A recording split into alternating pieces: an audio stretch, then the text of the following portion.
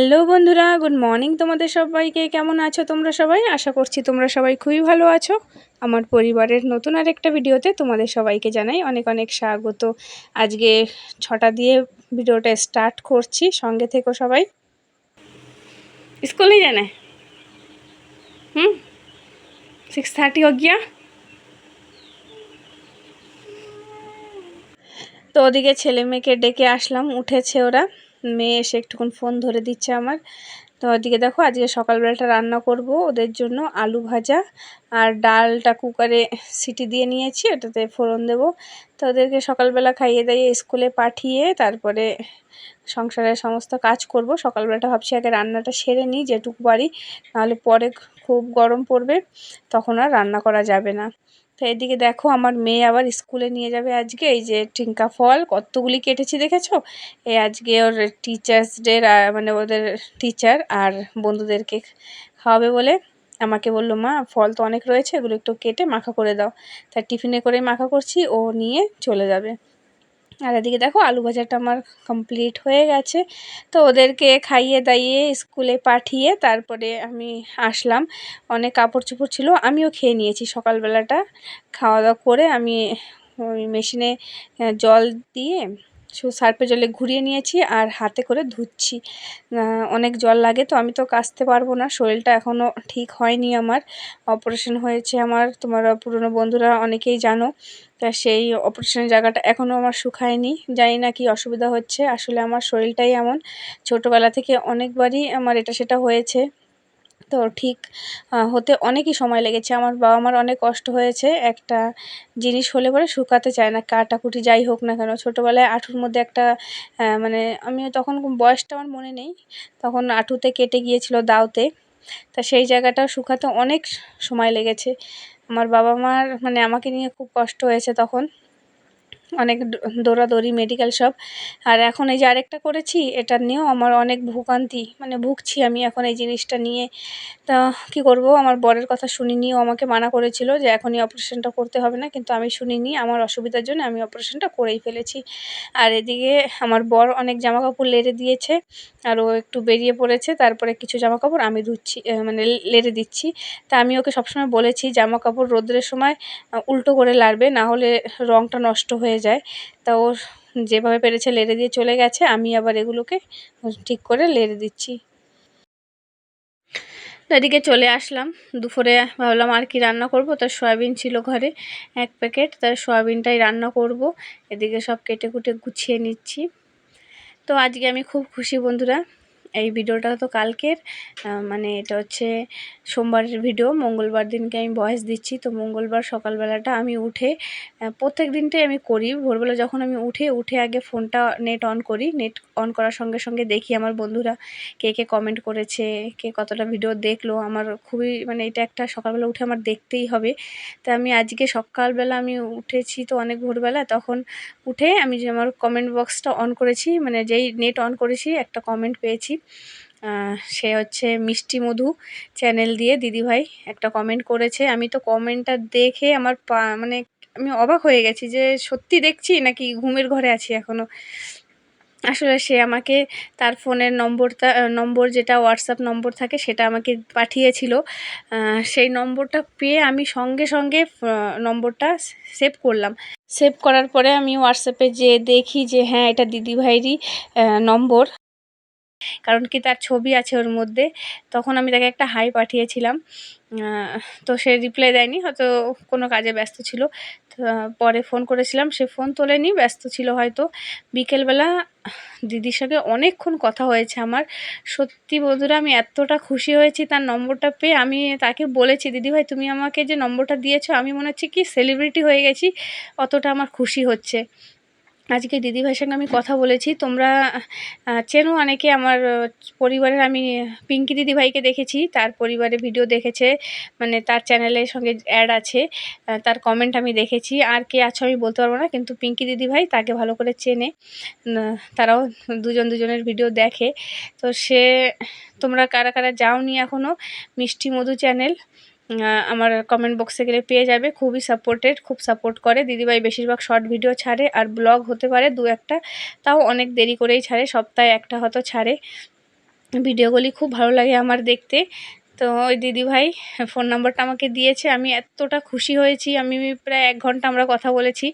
আর খুবই ভালো লেগেছে দিদিভাইয়ের সঙ্গে কথা বলে। আমি যদি কোনো দিনও যাই বলেছে আমাকে যে কোনো দিনও তুমি যদি আসো তাহলে আমাদের এখানে আসবে, অনেক জায়গা ঘুরতে নিয়ে যাব, টিকিট করে রাখবো, আগে দিয়ে জানাবে। তো খুবই ভালো লেগেছে দিদিভাইয়ের সঙ্গে। তো যারা যারা অ্যাড নেই প্লিজ দিদিভাইয়ের সঙ্গে অ্যাড হয়ে যেও, খুবই ভালো লাগবে তোমাদেরও। আর এদিকে দেখো রান্না করছি আমি। দিদি এসে দিদিভাই শুধু আসছে এখন, মানে কি বলবো খুশিতে আমার বলতে পারছি না কিছু। আর তো সয়াবিন তরকারিটা ওদিকে বসিয়ে দিয়েছি, আর এদিকে হচ্ছে কি একটু গ্লুকোজ বানিয়ে নিচ্ছি। খুব গরম পড়েছে, গরমে মানে একদম গা হাত পা জ্বলে যাচ্ছে। আর তো এখন অনেকটাই সূর্য উঠে গেছে, রোদ অনেকটাই তাপ দিয়েছে, তাই ভাবলি একটু গ্লুকোজ খেয়ে নিই। আর ওদিকে আমার তরকারিটা প্রায় হয়ে গেছে, সকালে ভাত ডাল তো করেইছি, আর এদিকে তরকারিটা শুধু করব, তাতে হয়ে যাবে। তো দেখো আমার তরকারিটা রান্না হয়ে গেছে, নামিয়ে নিচ্ছি, একটু ঘন করে নামিয়েছি, একদম শুকনোও করিনি আর একদম বেশি ঝোল রাখিনি। এই গরমের মধ্যে না শুকনো শুকনো খাবার খেতে আমার একদমই ভালো লাগে না, তাহলে মনে হয় কি কিছু খাইনি একদম শুকনো খাবারে। তো বন্ধুরা স্নান করে চলে আসছি একদম পুজো দিতে। এই দেখো আজকে আবার এই যে এই ফুলগুলো তুলে নিয়ে আসলাম। গাছটা তো এনেছি অনেক দিন হয়েছে, কিন্তু এখনও পর্যন্ত ঠাকুরকে একটা ফুল দেওয়া হয়নি। তা দেখো এই যে 4টে ফুল তুলে নিয়ে আসলাম, অনেক ফুল পেয়েছি দেখো। তো বন্ধুরা আমার যারা যারা আমার ভালোবাসার মানুষ আছো, আমি সবার সঙ্গে কথা বলতে চাই। আমার মনে হয় কি আমি যদি সবার নম্বর পেতাম, আমি সবসময় তাদেরকে ফোন করতাম, তাদের সঙ্গে কথা বলতাম, আমার খুবই ভালো লাগতো। কিন্তু ওই ইউটিউব এমন একটা জায়গা, দিদিভাই অনেকটাই করে নম্বরটা দিয়েছে আমাকে, সেই বাংলায় লিখে লিখে নম্বরটা আমাকে পাঠিয়েছে, কিন্তু আমি বুঝে গিয়েছি, তা আমি সঙ্গে সঙ্গে নম্বরটা সেভ করেছিলাম। তো আর যদি কেউ পারো আমার ভালোবাসার মানুষরা তোমাদের নম্বরটা দিতে পারলে আমি খুব খুশি হতাম। আমি খুবই ইচ্ছে আমার তোমাদের নম্বরটা পাওয়ার, তোমাদের সঙ্গে কথা বলার। তো এদিকে হচ্ছে কি আকন্দ ফুল তুলেছি, দেখেছো কতটা? আকন্দ ফুলের গাছের ওখানে দেখলেই আমার নিতু দিদিভাইয়ের কথা মনে পড়ে। তো আজকে অনেক ফুলই তো দেখেছো এনেছি, তাই আকন্দ ফুলগুলোকে সাজিয়ে দিয়েছি সুন্দর করে। কত ফুল দিয়ে আজকে বেশি ফুল দিয়ে পুজো দিচ্ছি, বেশি ফুল থাকলে পরে দেখতেও খুব সুন্দর লাগে। তাই দেখো আমার পুজো দেওয়া হয়ে গেছে, আর কত সুন্দর লাগছে, ফুলগুলো দিয়ে সাজিয়ে দিয়েছি, খুব ভালো লাগছিল। তো এদিকে তো পুজো দেওয়া আমার হয়ে গেছে, তারপরে চলো এই দেখো এদিকটাও দিয়েছি। তো ওদিকে পুজো দেওয়া হয়ে গেছে, আর আমার অবস্থা দেখো, পুজো দেওয়া কমপ্লিট করে নিয়েছি আর ঘামিয়ে অনেকে কান্না করছি, এত গরম, স্নান করে কোনো লাভ নেই। তো দেখি এখন অল্প করে ভাত খেয়ে নিই, আবার জল আসতে পারে। তো খাওয়া দাওয়া করে উঠেছি, উঠে বসেই আছি, গরমে কোথায় বেরোবো বলো, বেরোনো তো জায়গা নেই। তা ভাবছি একটু বসে কাজ করি, বাসনপত্র তো রয়েছে, জল না আসলে ধুতেও পারবো না। তো সেই আশায় বসে আছি, জল কখন আসবে, তা ভাবলাম একটু সেলাই করি। বিয়ের পরে অনেক সেলাই করেছি, দরজার মধ্যে টাঙানো দেখেছো, একটা মন্দিরের সামনে যে দরজার মধ্যে টাঙানো, ওটা আমি বানিয়েছি। এপাশের দরজার যে ঝালর, ওটা আমার শাশুড়ি মা বানিয়েছে। তো এখন কি বলো তো, এখন আর বানানো হয় না। তো অনেক বছর হয়ে গেছে সুতো রেখেছি এইভাবে, ইউটিউব করার আসার পরে, তো ইউটিউবে আসার পরে মানে একদম বন্ধই করে দিয়েছি। তো ভাবলাম তো দেখি একটু যদি কিছু একটা বানাতে পারি তাহলে বানাবো। অল্প অল্প সুতা তো আছে, সুতা কেনাও হয় না, অল্প সুতা আছে, তাই দিয়ে যদি একটা কিছু পারি তাহলে তোমাদের সঙ্গে শেয়ার করব করে। তাই দেখো শুরু তো করেছি একটু একটু করে। দেখো কারেন্ট চলে গিয়েছিল, তারপরে বাইরে এসে বসেছি, আন্টি আসলো, আন্টিকে সেলাই শেখাচ্ছি। সেলাই सीखती है आंटी, भूल गया पहले अच्छा बनाती थी, अभी भूल गया बोलता है, इसीलिए थोड़ा प्रैक्टिस करती है। थोड़ा दिन दो एक बार अच्छे से करेगा हो जाएगा, फिर सीख जाएगी। কোনো কাজ নেই তো বসে বসে, জল হয়তো আজকে ও দেবে না, তাই বসে আছি আমরা জলের আশায়, কাকের মতো বসে আছি কখন জল আসে। কোনো কাজ হয়নি, বাসন সব ওইভাবে পড়ে আছে। তো ও भी नहीं ना, बर्तन सब तो ऐसे रखा है। তো বন্ধুরা অনেকক্ষণ পরে আসলাম, প্রায় 2টো বাজে, এখন জল আসলো, জল ধরছি, বসেছিলাম তো অনেকক্ষণ, এখন জল এসেছে, জল ধরছি। আর তো যেই ইউটিউবটা অন করলাম তখন একটা কমিউনিটি পোস্ট এসেছে আমাদের রেখা দিদিভাইয়ের, রেখা ওয়ার্ল্ডসের দিদিভাই। সে কমেন্ট করে কমিউনিটিতে পোস্ট দিয়েছে আমাদের যে মাসিমা, রেহান ব্লগের যে মাসিমা, ওনার হাজব্যান্ডের শরীর নাকি খুব অসুস্থ। আমার শুনে খুব টেনশান হচ্ছে, জানি না কি হয়েছে। তা প্রার্থনা করছি মেসোমশাই যাই হোক খুব তাড়াতাড়ি যেন সুস্থ হয়ে উঠুক। পিপাটা ভরে যাচ্ছে প্রায়। পিপাটা এখন ওই পাইপটা ট্যাঙ্কিতে দিতে হবে। আজকে ওর বাবা নেই এখানে, ঘরে আজকে পাইপ লাগিয়ে জল ভরতে হচ্ছে আমাকে। আর জানি না আজকে কতটা জল পাবো। তো চলো দেখি জলটা ধরে নিই, পরে আবার আসবো।